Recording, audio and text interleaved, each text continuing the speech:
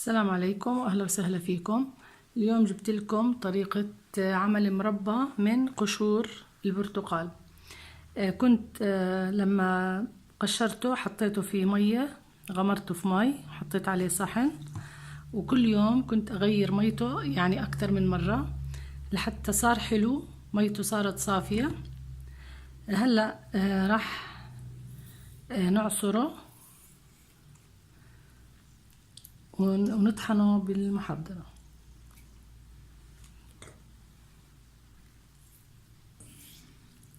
بهذا الشكل.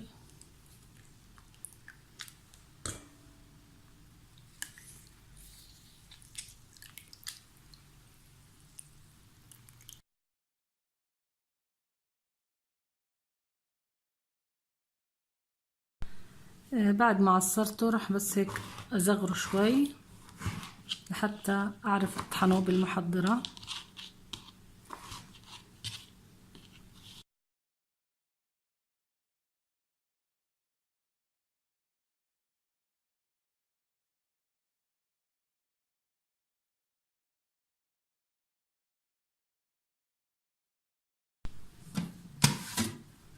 هلا بجيب المحضرة بطحنهم على دقائق.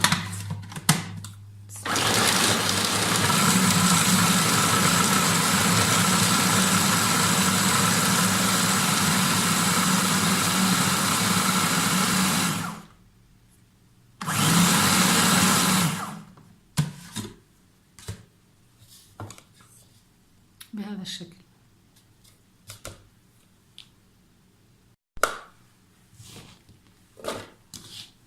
كمل الجزء اللي ضايل معي.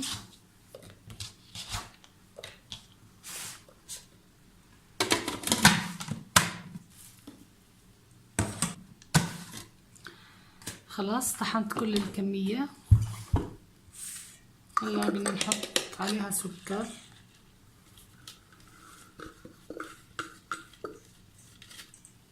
هلا بس راح اشوف كم كاسة يجوا لحتى نعرف كم مقدار السكر اللي حيستوعبه. هي عندي كاسة،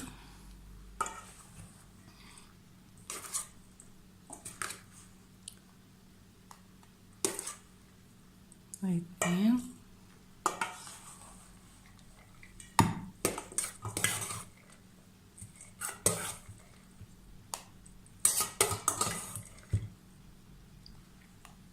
تقريبا 3 كاسات،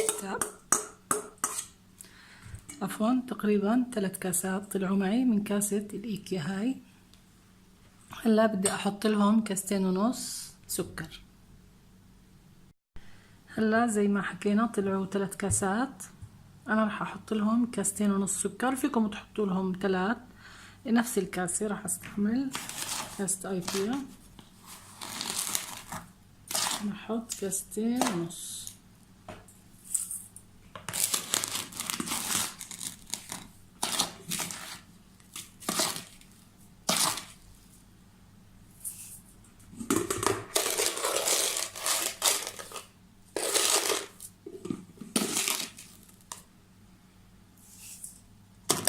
هلا راح نروح على الغاز ونغليهم ونشوف بقية الخطوات. هلا حليته على الغاز، راح اخلي النار وسط لحتى يغلي. كمان راح احركه اول، راح اخليه لحتى يغلي، بعدين اعصر له الليمون. هلا قبل ما يغلى لازم نحط المي. هلا بنستنى عليه بس يغلى، راح نحط الليمون. هلا هون بلش يغلي معنا، شايفين؟ هلا بدي احط الليمون واوطي الغاز واغطي الطنجرة لمدة 40 دقيقة لحتى يستوي معي القشر. حبيت افتح الطنجرة واورجيكم كيف بكونوا بعد ثلث ساعة من تغطية الطنجرة.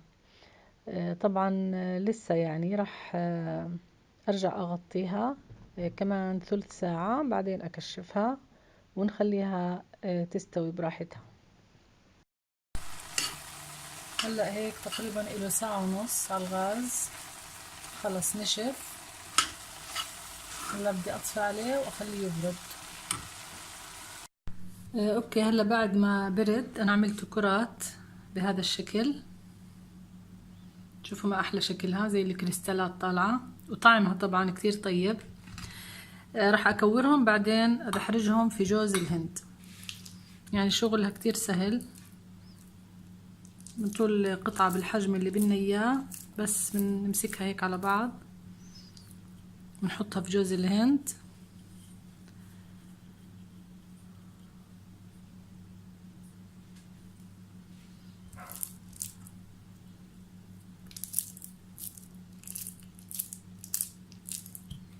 كتير طيبة.